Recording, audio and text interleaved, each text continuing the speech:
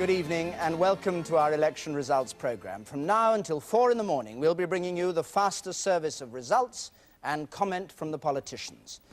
Elections are a struggle for power, battles if you like, and this one was at a time of the Prime Minister's choosing. She could have waited another year, but her choice seems to have paid off handsomely. If our figures are right, she's going to have a landslide with a majority of about 146 over all other parties in the new House of Commons. That'll be about the same as the majority that the Labour Party had in 1945. The Conservatives are going to be about 400, Labour 210, the Alliance somewhere between 20 and 25, other parties about 23. And the Alliance, in terms of the popular vote in the country, we say will be in third place, behind Labour. Well, if elections are a battle, as I said, our job tonight is to try and pick our way across the battlefield, to discover what's happened to victor and to vanquished.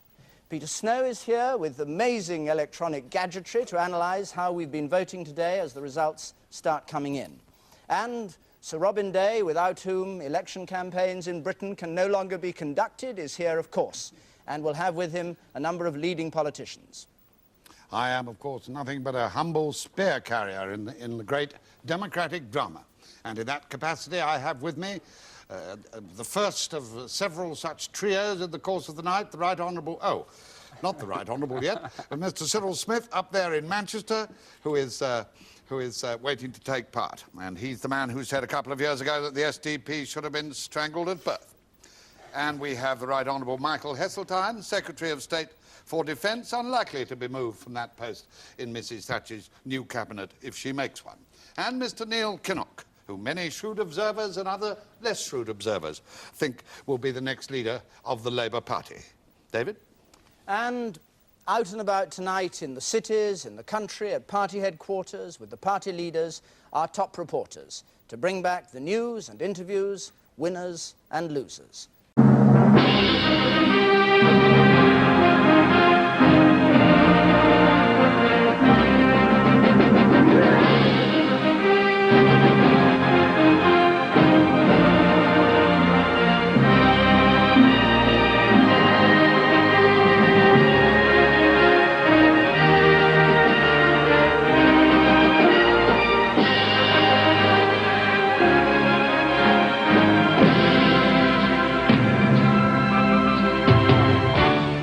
Good evening and welcome to election night. It's all over at last. The polling stations closed just a moment ago. And now we're here to bring you the fastest possible service of results with every single one of the 650 constituencies being shown on the screen here tonight.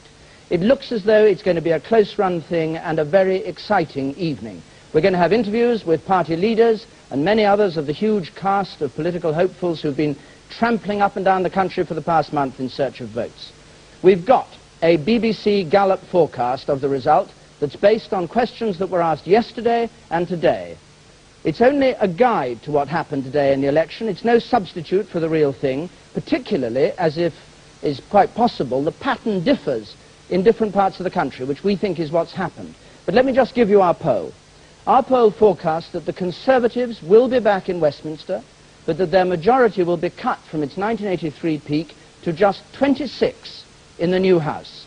The Conservatives, 338, that's down 55 from dissolution. Labour, 261, that's up 52. The Alliance, on 26, down 1.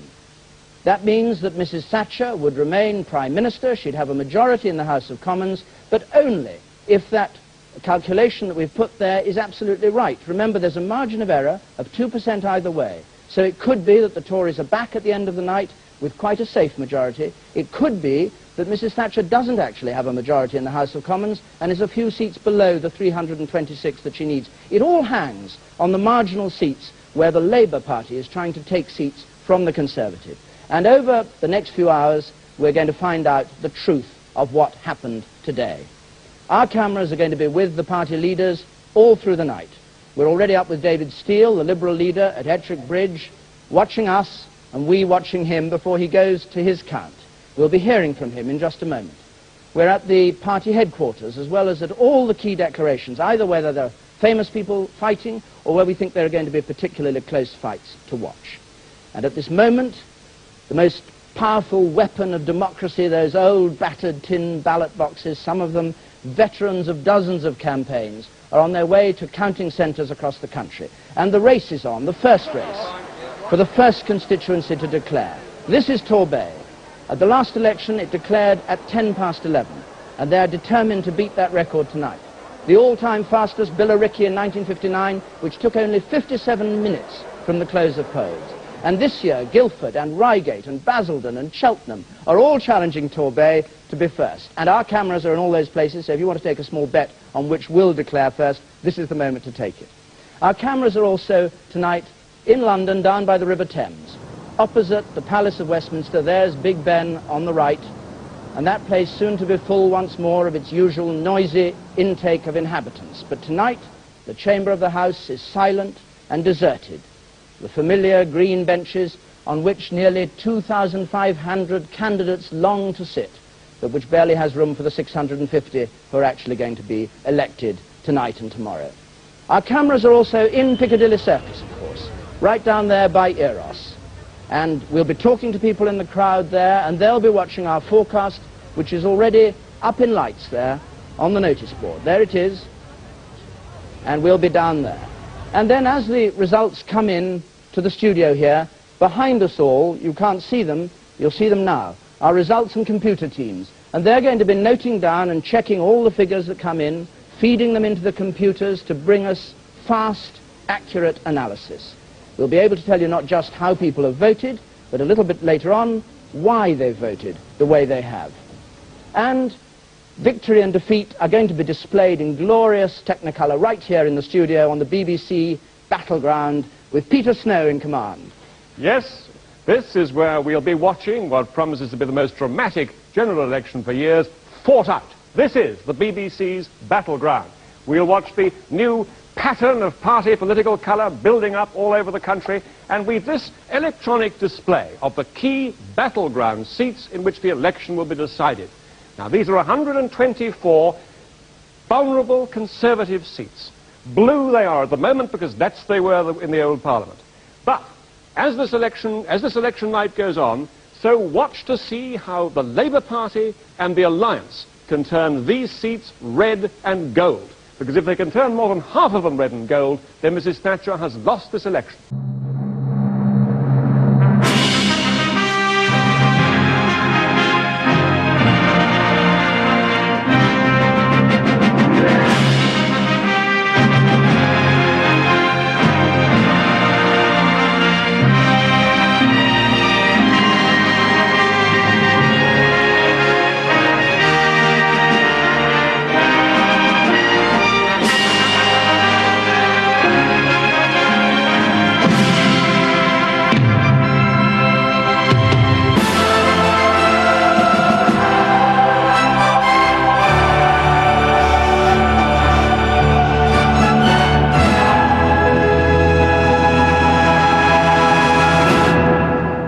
Good evening and welcome to the BBC's election night coverage. In a few moments' time, the polls will close all over the country, and at 10 o'clock, the start of what could be one of the most dramatic and exciting election nights since the war. At 10 o'clock, we'll bring you our exit poll, our prediction of what we think has happened.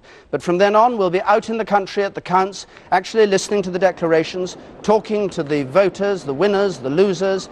We'll be up in Liverpool, for instance, where they're waiting for the ballot boxes to arrive. Birmingham, where tonight they're counting 12 constituencies in one hall. And one of the closest run races at Basildon in Essex, one of the first key marginals between Labour and Conservative.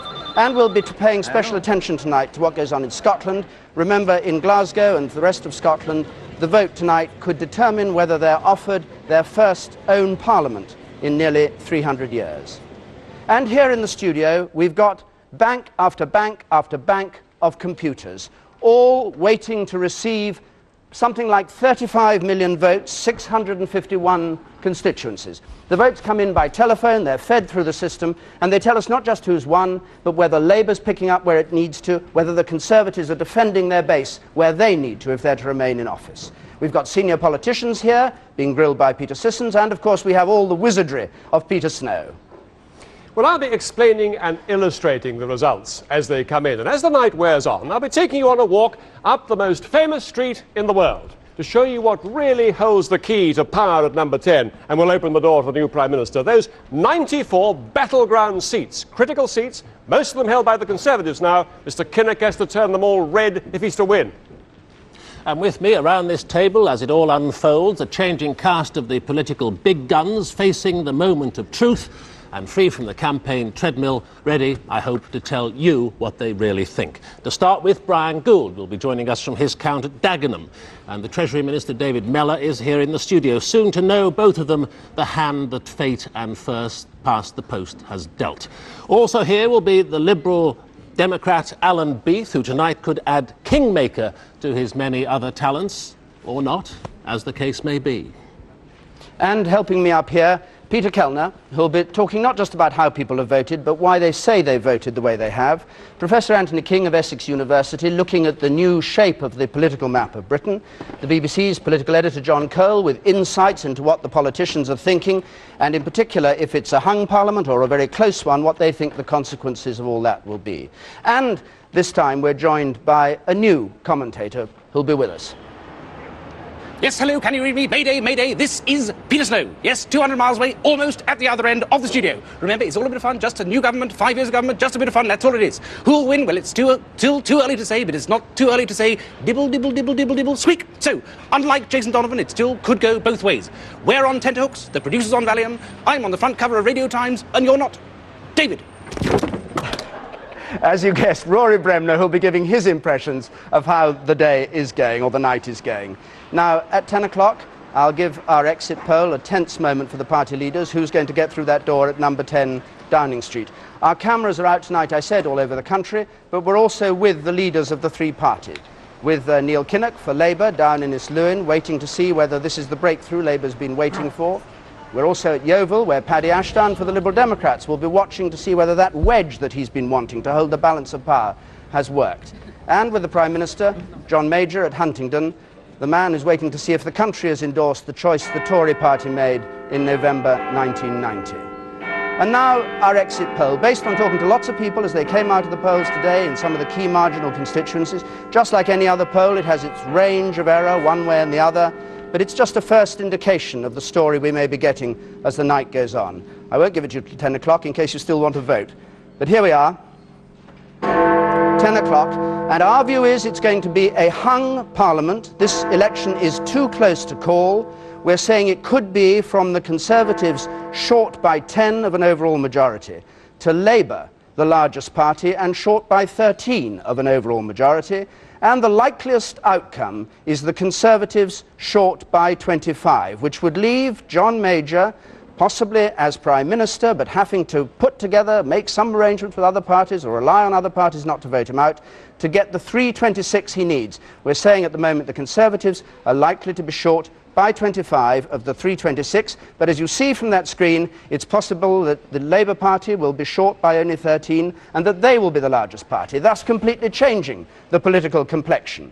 So it's all depends on the first real results that come through. Neil Kinnock has been listening to our poll down in East Lewin, and no doubt he has his own polling that the Labour Party's been doing today, so that he'll have his own version of it. I don't think he'll speak to us now, but he's listening to what we're giving in our poll. And Glenys Kinnock here beside him. And the key to this is that there's everything to play for. This is going to be a very exciting night. It throws the whole of the election back to the constituencies, one by one, whether they've gone to the Liberal Democrats, whether they've stayed Tory, gone to Labour. The general pattern doesn't seem to be there at the moment, so it's going to be sitting here, counting those votes, seeing how they go, and watching to see if any party gets to the 326.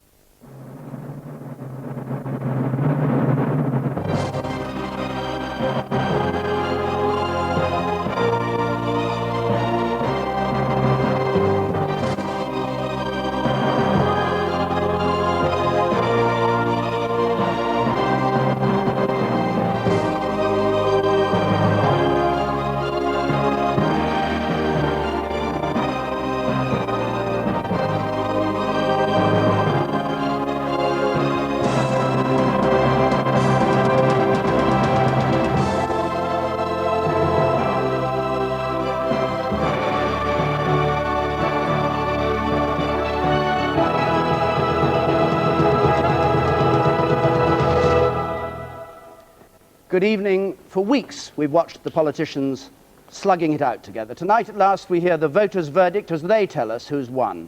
If the opinion polls through this campaign are borne out tonight, we're likely to see one of the biggest political upsets since the Tories were swept out of office in 1945. It is, at any rate, going to be a very, very exciting political night. We are already at all the places that matter. The count at Sedgefield for Tony Blair, his Labour club, with the Tories in Huntingdon, with the Liberal Democrats in Yeovil. We'll be following the party leaders. We'll be at the party headquarters. We'll be at the key marginal seats where the battles are being fought and people are discovering whether they've lost or won. In a moment, when the polls close, I'll bring you what I really promise is the last poll of this election, our exit poll based on talking to people today as they came out of the voting booths and said how they'd cast their vote. The last poll, that is, before we add up the real votes. All through the night, politicians will be coming here and be called to account by Jeremy Paxman. Yes, over the next 18 hours we shall have a succession of victors, vanquished and walking wounded up here to explain what went right, what went wrong and what happens now in their respective parties. We'll be joined in a moment by Michael Portillo, with us already Neil Kinnock and David Steele. And here all the results are phoned into us from across the country. We don't jump the gun, we wait till the returning officer has announced them. We're not even going to guess the very safest seats. And when the facts are marshalled, they're given to Peter Snow, who will illustrate what's happened on the battlefield. Yes, David, and we'll be illustrating this battle for power in a more adventurous and inventive way than we've ever done before. And of course, the battle will be won or lost in these key battleground seats, all blue in the last Parliament, Conservatives defending themselves against Labour, the Liberal Democrats, the Scottish Nationalists, the Welsh Nationalists, and so on. And how many of these seats will Labour manage to turn red tonight, the Scottish National Party yellow, and the Liberal Democrats gold in their contest to cross Downing Street and open the door to number 10. As the results come in, we'll be looking at the hows and whys of this election and watching to see whose picture will be there on the stairs of number 10 above Margaret Thatcher's and John Major's. Will it be John Major again, or will this space be occupied by Tony Blair? David. It's not just the way we vote that we'll be looking at, it's why we voted the way we did in different parts of the country. Our experts up there are looking at all of that, and Peter Kellner will tell all. And over here at the round table with me, Robin Oakley, the BBC's political editor, will be looking at the battles that lie ahead, and Professor Anthony King of Essex University will place this, which could well be the last general election of this century, into context. And in addition to many correspondents, we have one special roving reporter tonight, Frank Skinner. Hello, David. We're in mid-air at the moment. Where are we, Alec? Right over Ponty practice now. There you go. I might pop down for a cake.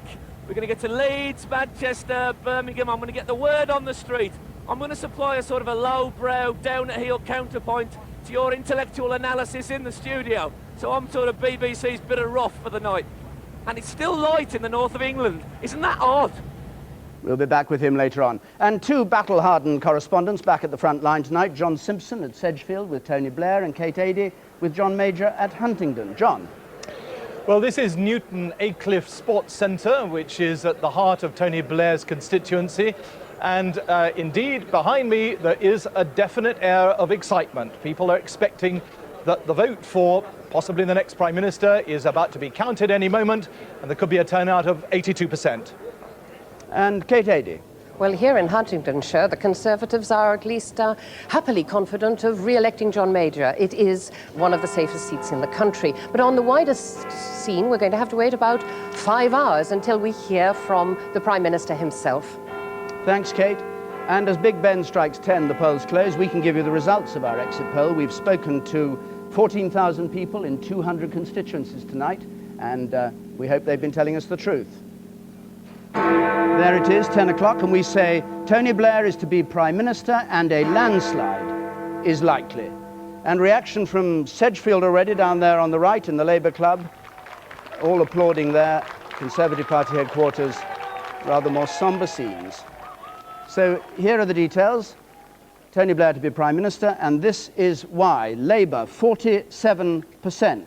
The Conservatives, 29%, according to our exit poll. That would be the worst result, not just this century, but if you care to go back that far, to the Tory vote after the Great Reform Act in 1932, when they were led by the Duke of Wellington. The Liberal Democrats on 18%, pretty much what they did at the last election, others on 6%.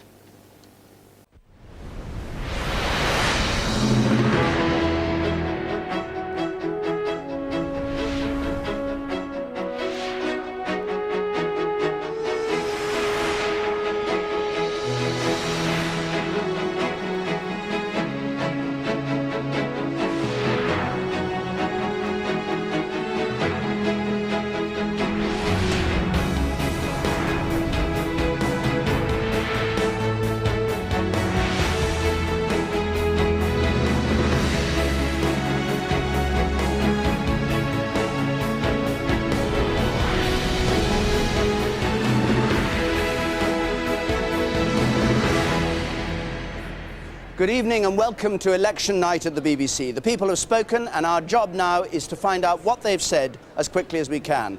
Not just the obvious question, who goes to number 10 and with what majority, but what happens to the various parties, what the fate of their leaders is, and perhaps just as interesting, why people who chose to vote voted the way they did. There are 659 different constituencies in the United Kingdom, 659 separate races, and we'll be at all the most exciting. The group of runners behind me might just be record breakers because they're amongst 90 people who are hoping that Sunderland South might achieve the hat-trick and be the first in the country to declare within 46 minutes. Torbay, the country's most marginal seat and the Tories' top target. It's vital for them to win it back from the Lib Dems. But will Labour supporters vote tactically to keep them out? And what will happen to the man who went from being Mr Blair's closest cabinet colleague to the humble MP for Hartlepool? We're here tonight to see whether the voters want Peter Mandelson back in Parliament. Were you still up for Portillo back in 1997? This was the seat and the shock of the night, where Labour newcomer Stephen Twigg ousted Michael Portillo. The Conservatives' new face in Henley is Boris Johnson, taking over from Michael Heseltine. He's a well-known media figure and political journalist, and he's tipped as one of the Tories' brightest newcomers. We'll get his views on tonight's events. And here in the studio, Peter Snow will be telling the story with his latest wizardry. Yes, David, we'll have all sorts of colourful ways of illustrating this election. None, of course, more spectacular than our swingometer. But this time, for the first time in history, we're going to bring it down off its wall and lay it right down here on the studio in front of us. And it won't this time be a pendulum that moves among the MPs, scything them up and down. It'll be a laser beam, zapping them from blue to red and red to blue. Welcome to our laser swingometer. And this is the way we'll be judging the success or failure of William Hague and his Conservative Party in climbing the staircase to power. We're going to lay in front of him all his opponent's seats that he has to colour from their colours to blue for Conservative if he's to attain an overall majority. How high up the staircase will he get? Because if he gets to the top and opens the door to number 10, then he'll have a post-war record for recovery. But supposing it goes the other way, and it's Labour who are making the gains, turning the map even redder than it was last time, and turning what was then a landslide into a super landslide. It's going to be a very exciting night. But it won't all be facts and figures, exciting though those are. There are also human stories from politicians and voters. Above me there, talking to them, Fiona Bruce and Jeremy Paxman. Over the next few hours, I'll be joined by a succession of winners and losers, members of the Cabinet, members of the Shadow Cabinet, delighted new MPs, disillusioned old veterans heading for the dustbin of history. Our job up here is to try to find out why the election was won and lost. Fiona. This election has been made by ordinary people, sweeping away the spin and challenging the party leaders out on the streets. They've come in to talk to me while we wait for the results to come through. Celebrities have been used by the politicians to get their message across, and some of them will be keeping me company throughout the night. And just to inject an element of humour, comedians and cartoonists who've tickled us during the campaign will be keeping us amused. As ever, much depends tonight on the work done in our back room. There, receiving the results and analysing them, are statisticians and psephologists practising their black arts. And joining me here at the table are three wise people, Alison Park, Professor Anthony King, and the BBC's political editor, Andrew Marr. Now, they're going to be interpreting this election, comparing it with elections past, describing the battles to come. And once Big Ben strikes 10 and the last vote is cast, we'll have our exit poll predicting the result. The famous exit poll, the last poll of the election, sometimes right, sometimes not quite so right. NOP this time have asked 18,000 voters in constituencies across the country to fill in a simulated ballot paper outside the polling station just after they've voted. And fingers crossed, if they've been filled in truthfully, we won't have egg on our faces when the real results start coming through in 3/4 of an hour.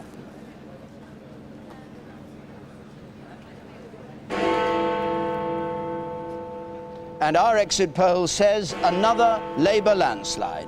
Tony Blair has won that second full term for Labour that was always his ambition. We are saying a Labour majority of around 160. It could be a bit either side of that. It could even be above the 179 that they had last time. And the news is reaching the three-party headquarters there on the top left, as you can readily imagine, Trimdon Labour Club in Sedgefield. On the right, shaking their heads a little bit in disbelief, the Tories in the Roman Golf Club at Richmond. And at the bottom, the Liberal Democrats at Pizza on the Park near Hyde Park Corner in London. Well, that's their first reactions, but let's now find out exactly how this exit poll came about, what it actually says about the percentage of the vote. Peter. David, we talked about 18,000 people, and here's what they told us. The share of the vote. And if you think this looks awfully like that staggering Labour success in 1997, you'd be very right. 44% the Labour Party, 32% the Conservative Party, 17% the Liberal Democrats, and 6% the others. And the change that represents on the last general election, that triumph for Labour, don't forget, in 1997, Labour staying almost exactly where they were, the Tories up by just 1%, the Liberal Democrats no change, and the others down 1%. The voting's almost done. The excitement of election night is about to begin.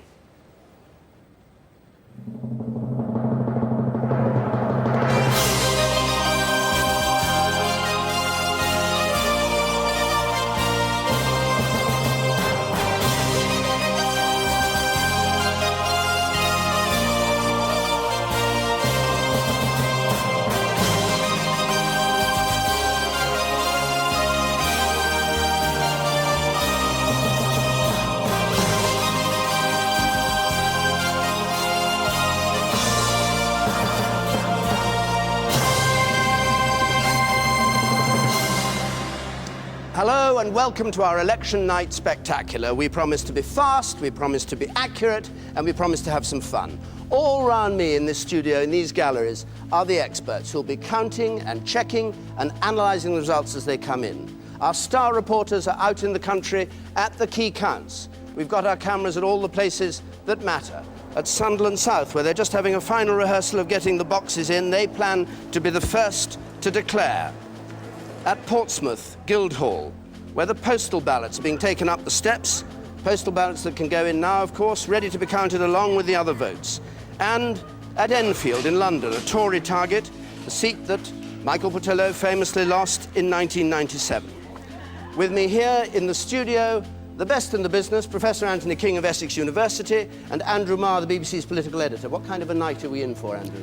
David, I will be very surprised if we don't have a night of surprises. I think there are going to be some extraordinary results tonight. I have never known an election where the party headquarters were as jittery about what's really going on out there in the country. I think we will see safe seats falling. I think we will see marginals obstinately refusing to wobble. I think it is going to be a thrilling evening. And across the studio in his own bull ring, Jeremy Paxman.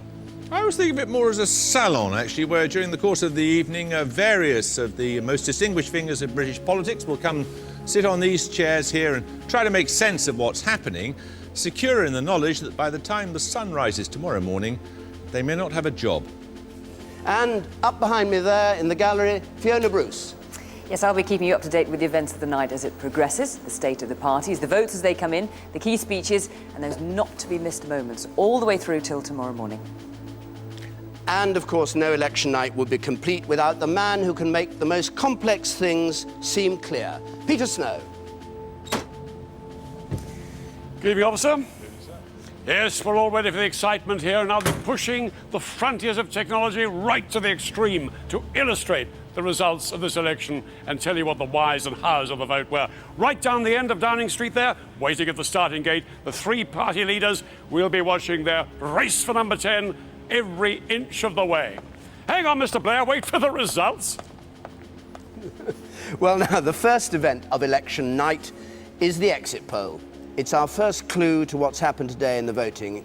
And this year we've joined forces with ITV for this poll. It's an NOP Mori poll.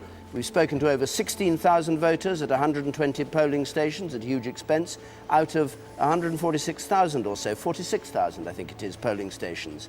So what credence are we going to give to this when it comes through in just a moment? The exit poll is an absolutely fascinating clue, no question, but it's no more than that. Usually the clue is right, but famously in 1992 it was completely wrong. The exit poll said a Labour government, the voters said a Tory government. As Big Ben strikes 10, the polling stations will close. It will be too late to vote. And I can give you the result of our exit poll, which is this election has been won by Labour, but with a majority down from 160 to 66. The Conservatives are on 209, that's a gain of around 44 seats. A disappointing night if the poll is right for the Liberal Democrats. They're on 53, they gain around 2 seats. So there is the exit poll. What do you make of it, Andrew? Well, if it's anything like that, it's a lot worse for the Labour Party than most people have assumed, and there will be a lot of gnashing of teeth inside the Labour Party and a lot of turbulence inside the party as well, if that's the case. If, of course, at this stage, I'm already getting reports that Wirral West, which is number 72 on the Tory target list, is incredibly close. Television presenter Esther McVeigh standing for the Tories there. So my earlier assumption that it was going to be an interesting night looks like it's going to be accurate. In the most exciting, unpredictable election for a generation, over the next few hours, we'll discover what's happened. Welcome to election night here on the BBC.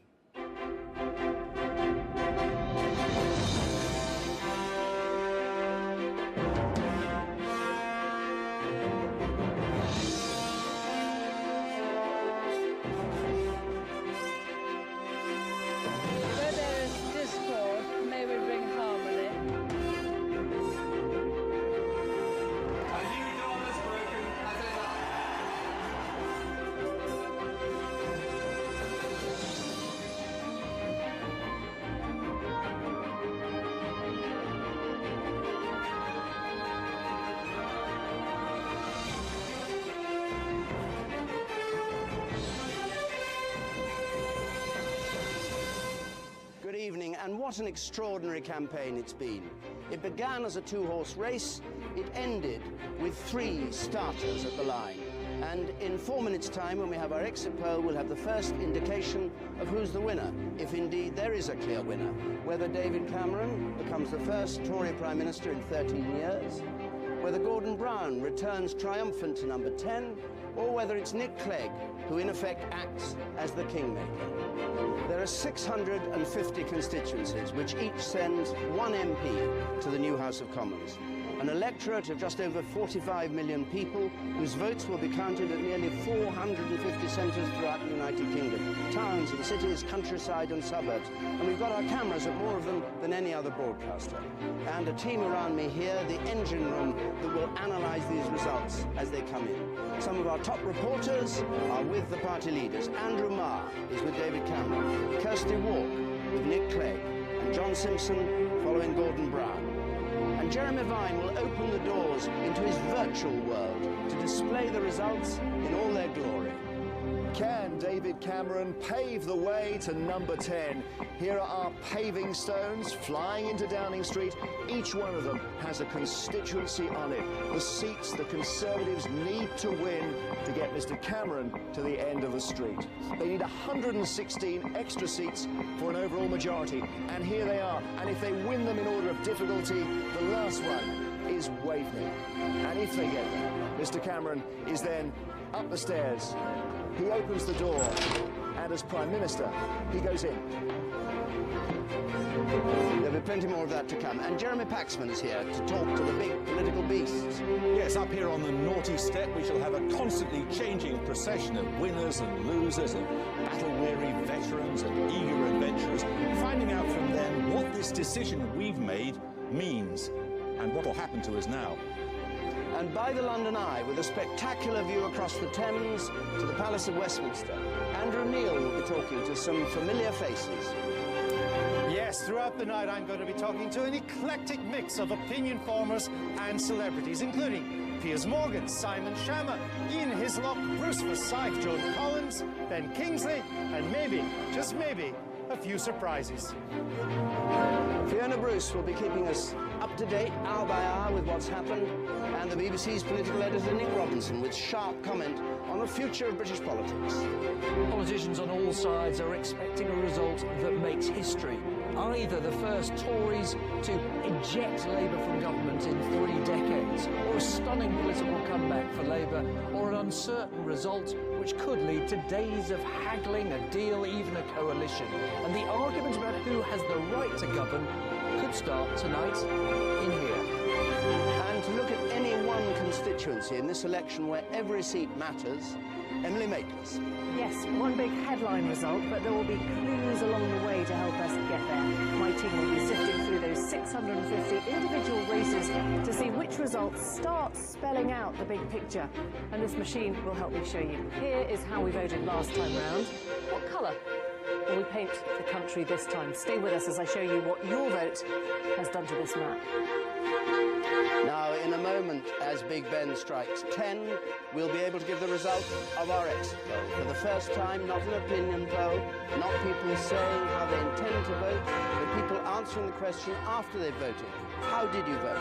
And that's how this is formed. We went to 130 different polling places to find this out. But remember, this is only an exit poll. If it was dead accurate, there'd be no need for anybody to go and vote. 10 o'clock. And this is what we're saying. It's going to be a hung parliament with the Conservatives as the largest party.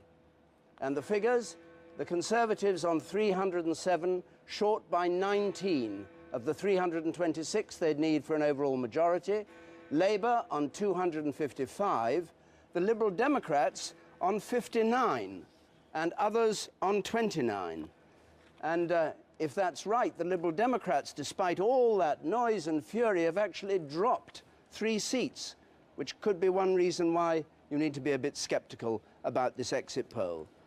To make it up, NOP and Mori spoke to 18,000 people in 130 polling stations in England, Scotland and Wales, and they did it for the BBC, for ITV News and for Sky. All these polls, of course, have a small margin of error, which could be significant in a tight election like this. In fact, we're almost on the cusp of knowing what actually has happened. 3 main Westminster parties so close in the opinion polls right through, and possibly so close tonight. And there could be different voting patterns around the country. Of course, the exit poll, again, tries to take account of that, but it may not necessarily have got it right. Different people voting in different ways throughout the UK. Everybody agrees this has been a very complicated election. There's the exit poll. It's just a start. Everything to play for. When the first results coming in, it could be a different picture from the one we're showing here. Nick.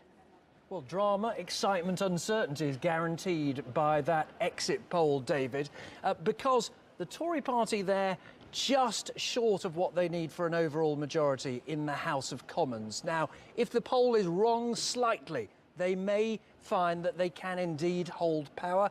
Even with those numbers, they would probably govern successfully as a minority government. Wrong in the other direction, though, and the possibility comes that if indeed the Liberal Democrats do much better than that poll suggests, as many people would expect them to, that there is just the slightest possibility that Gordon Brown could try and hold on to power by coming to an arrangement or indeed a formal coalition with the Liberal Democrats. I mean, what we know is that those exit polls are based on uniform behaviour, and if that is not right, if that does not happen, what we know is we're in for an extremely interesting night.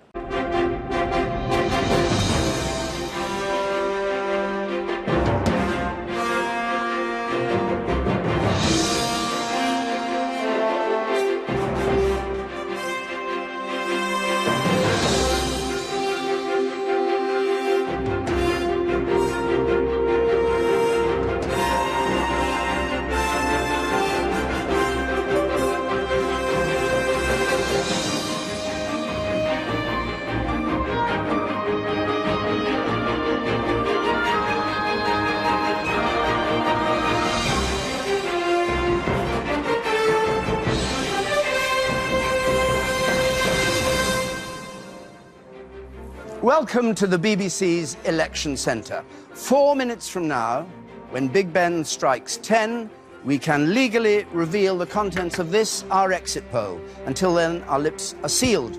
Tantalising. This election must count as one of the most fascinating, unpredictable ever, with an exciting night ahead of us. All the results are going to come in here to be analysed, and they'll reveal whether David Cameron will return triumphant, or Ed Miliband succeed in driving him from number 10, or whether it'll be a hung parliament making us wait hours or days before we know who gets the key to the door. Jeremy Vine has taken up residence in his virtual world to explain it all. Welcome to Downing Street, to our virtual Downing Street. Tonight, we'll see how near the winner of this election can get to the very door of number 10. Now, these are the seats won last time. The Conservatives came first, but they didn't have enough to reach this line and govern alone. Tonight, we'll see how close the parties get. But if neither David Cameron nor Ed Miliband can command a majority on their own, is there going to be a place for the Liberal Democrats at the cabinet table? Or for Nicola Sturgeon's SNP? Or Nigel Farage and UKIP?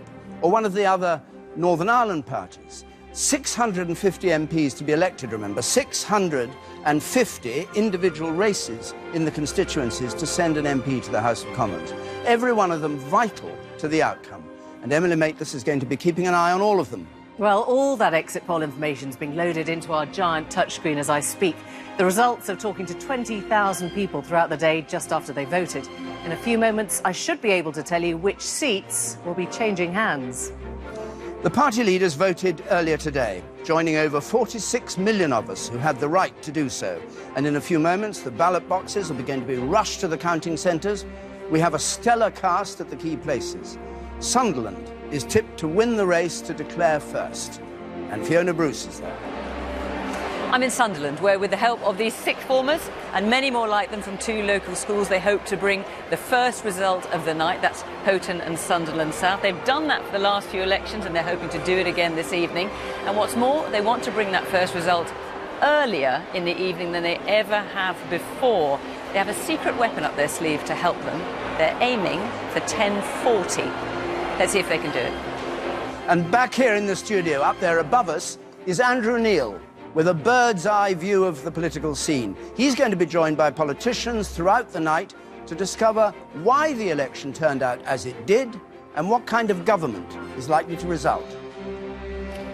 Yes, I'm up here in the gods to interview a procession of mere mortals and why they won, lost, or just managed to score draw. And perhaps most important of all, what are they going to do for an encore?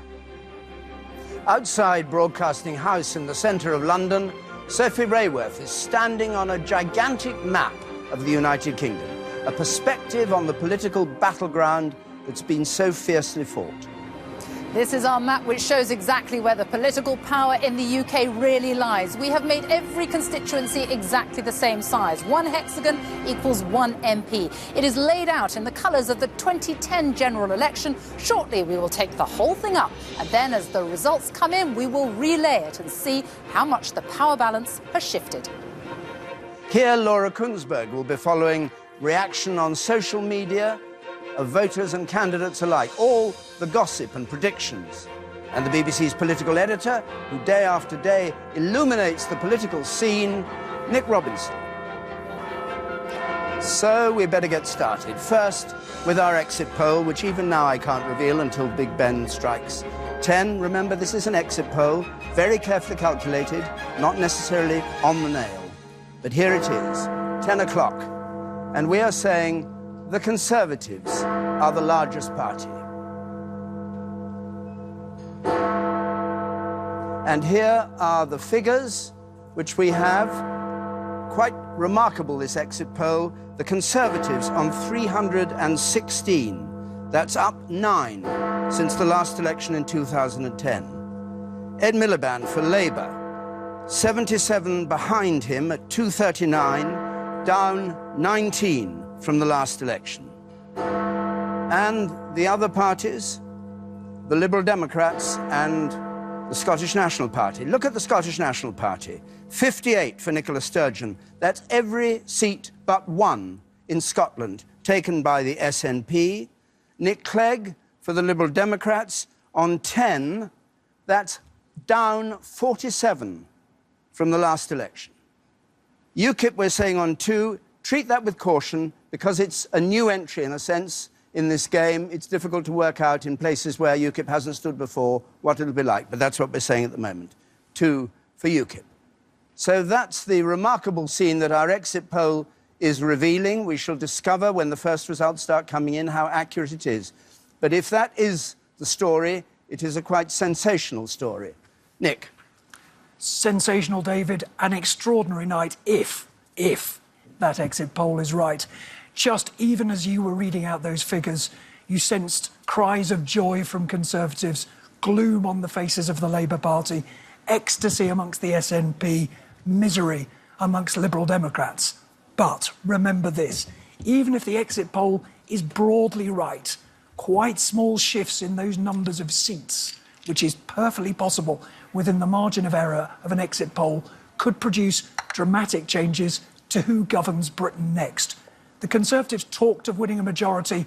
Very few of them ever believed that possible. They certainly, many of them, didn't believe they'd make gains. But if that exit poll just shifts a bit as we go on, David Cameron may still struggle to find the allies he needs to form a majority government. Ed Miliband would find it difficult, but he would not have to despair. There would still be the possibility of an Ed Miliband-led government. In a sense, this exit poll for everyone, us included, is a form of exquisite torture. It's not enough for anyone yet to know their side has won. It is enough for everyone just to believe there is still a little bit of hope for the side they believe in.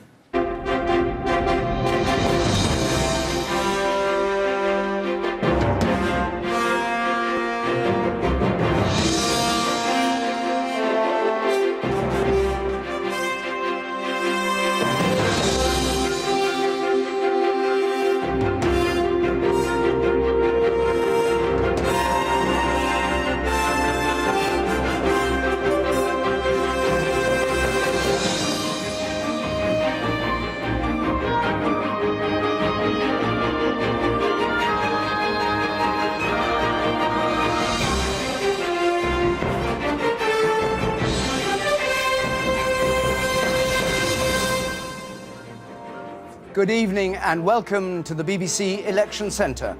Tonight is the third time in just over 2 years that we've come here to discover the result of a major UK-wide poll. In 2015, David Cameron's election victory led, of course, to the 2016 referendum that he'd promised.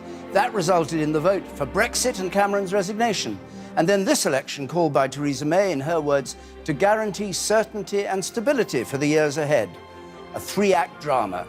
First indications of whether she's got what she wanted or whether Jeremy Corbyn has dashed her hopes will come with the exit poll at 10. Who gets to number 10? To Jeremy Vine's finishing line.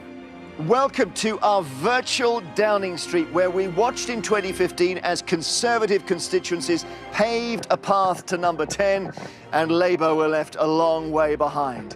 What will happen tonight? Will the Conservatives get the 326 seats they need to win outright, or will Labour close the gap? Earlier today, the party leaders, as ever, were filmed casting their votes, just as nearly 47 million of us had the right to do. And the first actual result will help confirm or cast doubt on this exit poll. In the race to be first to deliver, it's Newcastle and Sunderland going head-to-head. And Sophie Rayworth is in Sunderland. These are some of the 86 formers who are poised to grab the ballot boxes the minute they're brought in here, and they will run them here so the votes can be counted. Houghton and Sunderland South has been the first to declare since 1992, but this year they have competition. Newcastle is after their crown. Can they do it? We should know in about 45 minutes' time. Our team here in the Election Centre are going to be gathering, of course, all the results as they come in, analysing individual contests, updating our prediction. And Emily Maitlis is able to look at each of the 650 individual constituencies and delve deep into their political makeup. Never before have we gone into an election with such diverse predictions. Well, this is where we finally discover what the real numbers are. My giant touchscreen is being loaded with data, the result of talking to some 20,000 voters around the country. In a moment, I should be able to predict which seats could be changing hands. And on the balcony up there, Michal Hussain will be joined by politicians and commentators to assess why what happened happened and what the likely consequences are. Yes, I'll be here throughout the night getting thoughts, views and verdicts on what the message delivered by the people means for the parties, their policies and some political careers. And with me down here, our political editor, Laura Kunsberg, waiting to talk about this exit poll with only a few moments to go. There are just over 20 seconds to go till Big Ben strikes 10. Then I'll be able to reveal the results of the BBC, ITV and Sky joint poll. Over 30,000 people, 144 polling stations were questioned today, and by the magic of psephology, we're able to predict what we think has happened tonight. And what we're saying is the Conservatives are the largest party. Note, they don't have an overall majority at this stage. 314 for the Conservatives, that's down 17. 266 for Labour, that's up 34. The SNP, the Scottish National Party, 34, down 22. Treat that figure with a bit of caution for technical reasons about the exit poll, which I don't need to explain right now. The Liberal Democrats on 14, up 6, and the smaller parties, Plaid Cymru stays on 3, the Greens on 1, none for UKIP, and the others 18. Well, the Prime Minister called this election because she wanted, as she put it, certainty and stability. And this doesn't seem, at this stage, to look like certainty and stability. It could still be that the Conservatives, at the end of the day, have an overall majority. They need another 12 seats to get that overall majority, 326, as Jeremy was saying a moment ago. But that's just the exit poll. The reality, as Sophie Rayworth was saying, we get the first result in 3/4 of an hour. That'll be the first test of the poll. But that's how things look at this stage of the evening. Laura, what do you make of it? Well, David, if these numbers are correct, then Theresa May has played a high-risk political game, and she appears she may have lost her gamble. She didn't have to call this election. She only did so to give herself her own mandate and some breathing space during the bumpy ride of Brexit. Just a few weeks ago, at the start of the campaign, she seemed almost unassailable. But a very shaky few weeks and an insurgent Labour Party under Jeremy Corbyn may well have dashed the Conservatives' hopes. Now, this exit poll result, it's worth saying, is not what either of the main parties have been predicting privately. This would be another political surprise, with both the British public again defying the expectations of the two largest political parties. Now, the Tories do still look like they'll be the largest party. They may yet see themselves with a majority. But Theresa May's promise throughout this campaign was to offer strong and stable leadership. That was her catchphrase. She may well end the night diminished, with the situation even more uncertain. But only, of course, your votes, the real results as they come in through the night, will actually dictate what happens next. It is 5 minutes to 10 on Thursday, the 12th of December, polling day across the United Kingdom. And welcome to the BBC Election Centre at New Broadcasting House in London.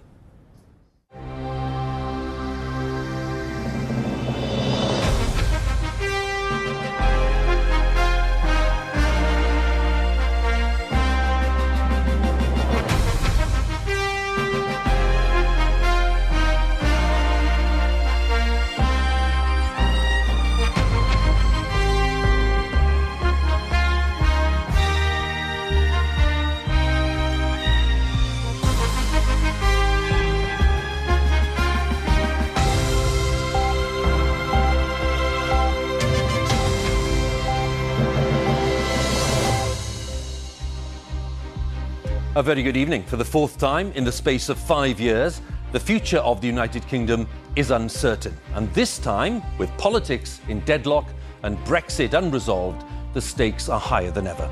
Now, in a few moments, polling stations across the United Kingdom will close, the voting will be over, and we'll be able to reveal the result of our exit poll. That's our first hint of the possible result. Will Boris Johnson be back in number 10? Will Jeremy Corbyn beat him to it? Or will the outcome be less than clear when it comes to Jeremy Vine's winning line? Well, here we are again. 2 years ago in our virtual Downing Street, I showed you the Conservatives falling short and Labour improving, but not by nearly enough. And the result was 2 years of chaos in Parliament. The question tonight is whether any party can get 326 seats or more and send their leader through that door with a majority. The party leaders voted earlier today, wrapped up against the elements in the first December election since 1923, less than a fortnight before Christmas. They know that these ballot boxes hold the key to their futures, And my colleague Naga Manchetti is watching the hard-fought race to declare the night's first result. Well, all eyes are on the northeast today to see who will declare first. Last time it was Newcastle, but we have found out that their neighbours in Blythe Valley have been practising in secret. Are you ready? Yeah! They think they can get the counting done in under 44 minutes. We'll see if they pull it off. High above the newsroom, our specialist team will be gathering the results as they come in, and our election supremo, Professor Sir John Curtis, ready to analyse those results and to update the early predictions. There are 650 MPs to be elected, every one of those outcomes vital to the final result. And my colleague Rita Chakrabarti is at the big screen with more details. This has been such a hard election to predict, with the shadow of Brexit hovering over the usual tribal loyalties. Well, we're about to find out what the real numbers are, and I'm here at the giant touch screen, which has been loaded with data from thousands of people as they leave polling stations across the country. In a few moments' time, I should be able to predict which seats are changing hands. And just outside the studio in the cold night air, my colleague Sophie Rayworth with a vast map of the United Kingdom and the changing political landscape. Yes, this is the UK, but not as you know. We have made each constituency exactly the same size. So one hexagon for one MP, and it gives you a much better idea of where the real balance of power lies. Now, this map is laid out in the colours of the 2017 general election. Shortly, we're going to start pulling them all up and then relaying them as the results come in to find out just what has changed. And back here in our studio, our Inquisitor-in-Chief, Andrew Neil, will be talking to many of the winners and losers, finding out why the election turned out as it did, and where we go from here. Throughout the night, as the results come in, I'll be speaking to an array of politicians and pundits in the studio and across the country, asking them what went right, what went wrong, and what happens next. With me all night is the BBC's political editor, Laura Kuenssberg. She's waiting to give her immediate verdict on the exit poll. So here we are. We are just seconds away from the result of the exit poll, our first prediction of the potential outcome of this election. More than 20,000 people were asked how they voted today at 144 polling stations right across the UK on behalf of the BBC, ITV and Sky. So, as Big Ben reaches 10 o'clock, we are standing by with those crucial exit poll figures. Here they are.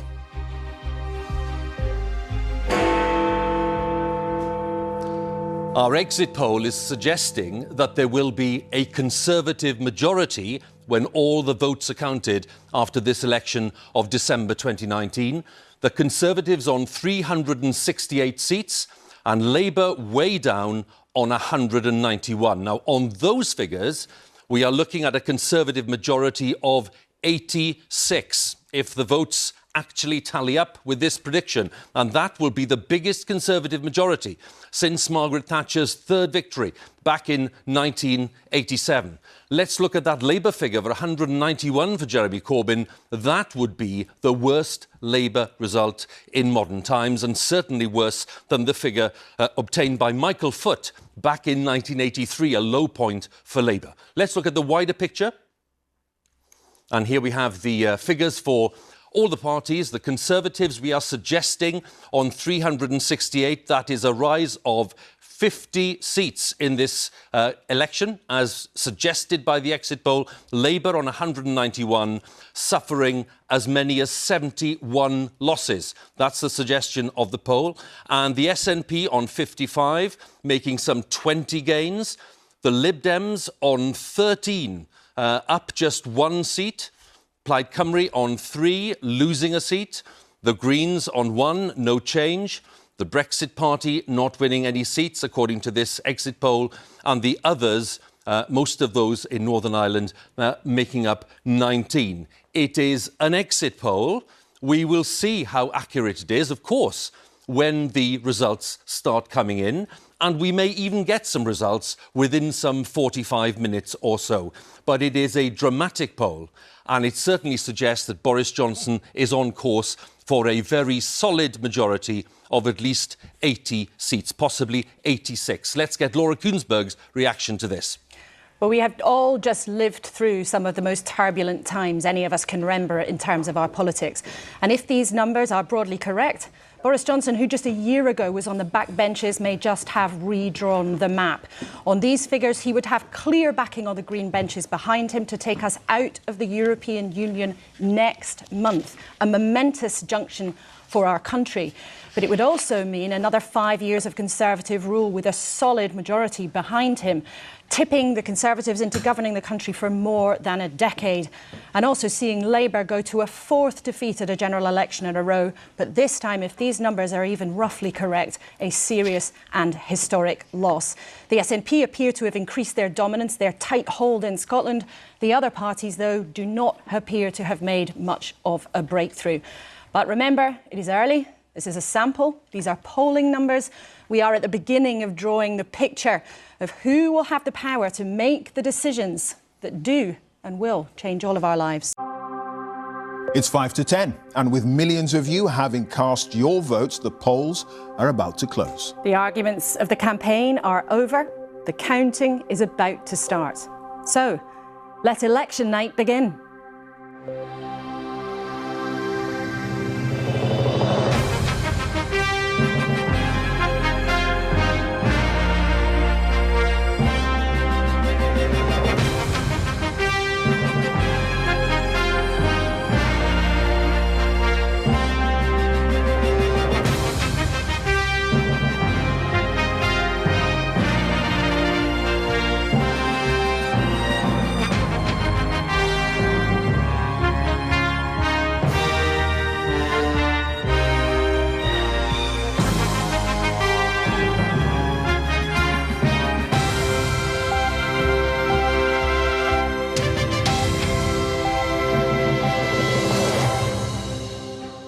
A very good evening to you. Welcome to our election night studio, your destination for unrivaled coverage over the next 10 hours as we discover whom you've chosen to walk through that famous door in Downing Street. Last time round, Boris Johnson was Prime Minister. Jeremy Corbyn led the Labour Party. We were still in the European Union and no one had heard of coronavirus. Today, of course, the political landscape is very different and the leaders of all the main parties have changed. Sir Keir Starmer cast his vote this morning. Only 4 Labour leaders have ever been elected Prime Minister. Has he done enough to seal the deal with the British people? And can he lead Labour to its first victory in nearly 20 years? Rishi Sunak is the 5th Tory Prime Minister in quick succession. He surprised the country with a snap election and has been fighting hard to hang on to power after the Tories' 14 years in charge. But can he cross Jeremy Vine's winning line outside number 10? Every paving stone a parliamentary seat. You remember 2019 when Boris Johnson won all these seats and paved a path to the door of number 10. This time, can Labour turn the blue seats red and send Keir Starmer through that historic black door, or will the Conservatives hold them off? This is the engine room of our election coverage, where we're keeping an eye on all the election centres right across the UK with an army of reporters. Fiona Bruce and Victoria Derbyshire are with the Labour and Tory leaders. And the race to deliver the first result is always fiercely contested. So we have our earliest risers on the hunt for the early declarers. Hello, I'm in Blythe, where a recount in 2019 stopped them winning. But this time, this team is even more determined than ever. Do we think we can beat Sunderland this time? Well, let's just see, shall we? Sunderland has won this race many, many times, and they're not giving up without a fight. Here in London's Broadcasting House, our teams are poised, ready to gather and then verify every single result as they begin to come in. And of course, at the heart of it is Professor Sir John Curtice, who's been hard at work already all day with the exit poll team. And in just a few moments, we can legally reveal the results of all of those calculations. That exit poll will indicate who will be heading here to the Commons, and Rita Chakrabarti will be checking all the numbers. We're feeding all that data into the giant screen now, and in a few moments' time, I'll be able to tell you which seats are most likely to be changing hands. If neither Keir Starmer nor Rishi Sunak win the magic 326 seats, could one of the smaller parties back them up? Ed Davey's Liberal Democrats would love to become the third biggest party once again. Nigel Farage is back in frontline politics with Reform UK. And Kirsty Wark is watching the battle in Scotland. I'm here in Glasgow, where we're expecting a night of high drama, with politicians using the results in Scotland to argue for or against independence. I'll be joined by the country's senior politicians, advisers and commentators to react to the big stories right through the night. Ready for an avalanche of information and reaction? Our political editor, Chris Mason, is with us here in the studio. So, we're seconds away from 10 o'clock and the exit poll, a first indication of how the night might unfold. More than 20,000 people took part on behalf of the BBC, ITV News and Sky in this first July election since 1945. 326 seats are needed to win. So, here we go.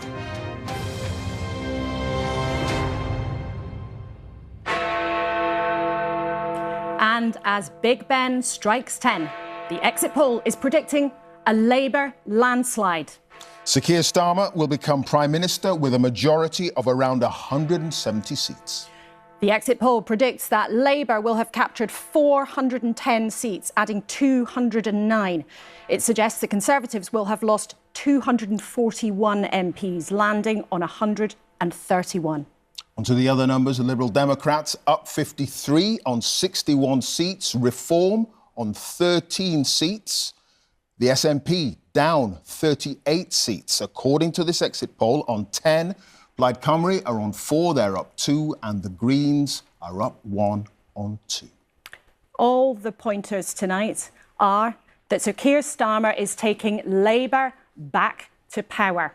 Only the fifth Labour leader to win a general election. These are the first indications of what may unfold, but a moment of history beckons. Chris.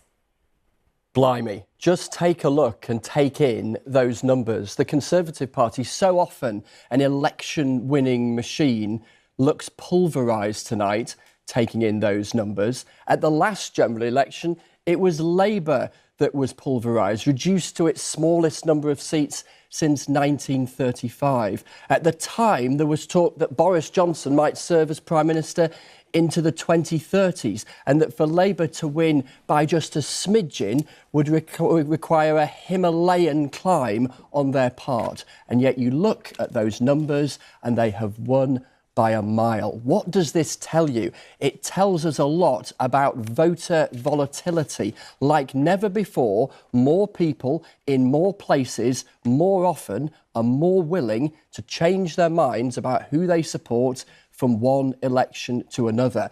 That's why it looks like we went from a landslide last time for the Conservatives to a landslide for Labour this time. It is going to be quite the night.